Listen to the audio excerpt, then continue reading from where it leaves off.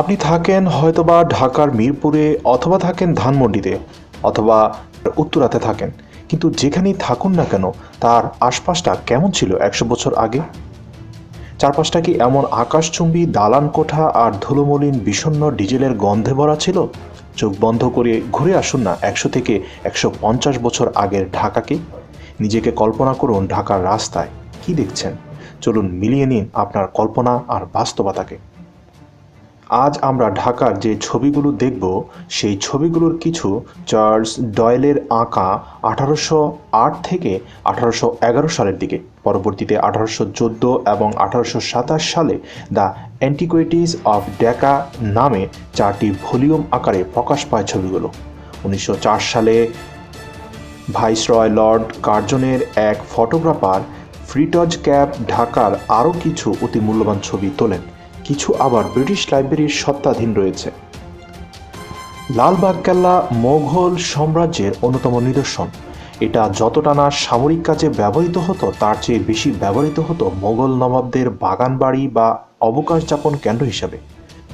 ১৬৭৮ সালে সুলতান মোহাম্মদ আজমের শাসন আমলে সুবেদার শায়েস্তা খাঁর তত্ত্বাবধানে লালবাগ কেল্লার নির্মাণ কাজ শুরু হয়। কথিত আছে যে ১৬৮৪ সালে সুবেদার শায়েস্তা খাঁর আদরের কন্যা ইরান দুখত, সংক্ষেপে পরি বিবি, এর মৃত্যুতে খাঁ প্রচণ্ড কষ্ট পান এবং অবিলম্বে এই দুর্গের নির্মাণ বন্ধ করে দেন এবং এর অভ্যন্তরে তিনি পরি বিবির কবর স্থাপন করেন, যা পরি বিবির মাজার নামে পরিচিত। পহেলা বৈশাখ মানে পান্তা ইলিশ আর রমনার বটমূলে বসে বৈশাখী গান শোনা, মাটির পুতুল, কাচের চুনির ঝুমুর ঝুমুর। আবার বইমেলা হলে রমনার প্রাঙ্গণ সারা দেশের মানুষের বই তৃষ্ণা মেটায়। কেমন ছিল এখানকার এই সুশোভিত আনন্দ উদ্যানটি? এই ছবিটি ১৯০১ সালে তোলা রমনার মূল ফটকের ছবি। সত্যি অসাধারণ। চকবাজার। পুরনো ঢাকার ইফতারি মানে চকবাজারের ইফতারি। পুরো রমজানে একবার হলেও চকবাজারে ঢু মেরে আসতে হয় নগরবাসীকে। হরেক রকমের লোভনীয় খাবারের আখড়া এই চকবাজার। কিন্তু এই চকবাজারেই একসময় কৃতদাস কেনাবেচা হতো। মোগল আমলে এটা ছিল দাস ব্যবসা এবং লোকজনের আড্ডার কেন্দ্রবিন্দু।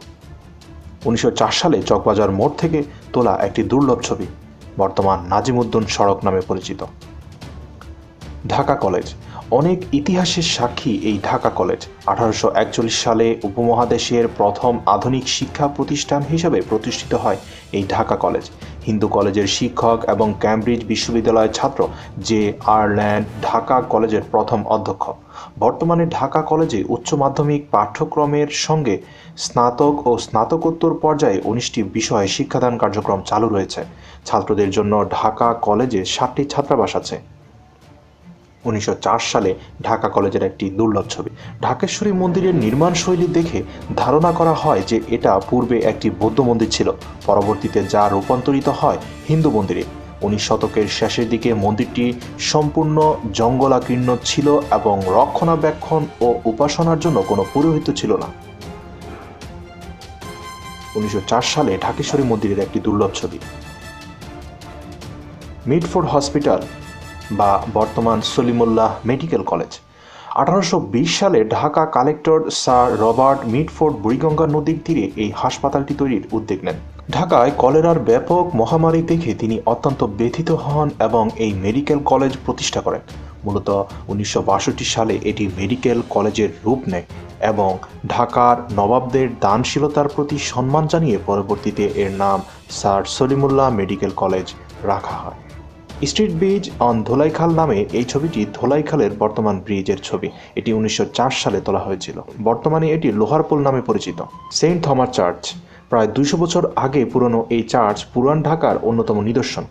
১৮৩৬ সালে বিখ্যাত ঘড়ি নির্মাণকারী প্রতিষ্ঠান বিগ ব্যান এর একটি ঘড়ি এই চার্চের চূড়ায় স্থাপন করা হয়, যাতে পুরনো ঢাকাবাসী এই ঘড়ি দেখতে পায়।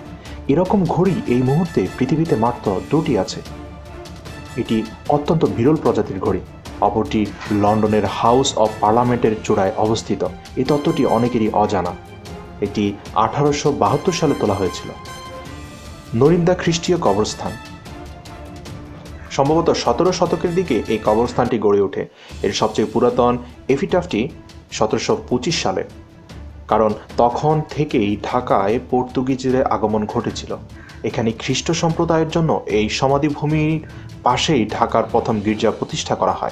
এর অবস্থান ওয়ারিতে বলদা গার্ডেনের বিপরীতে রাস্তার ওপারে।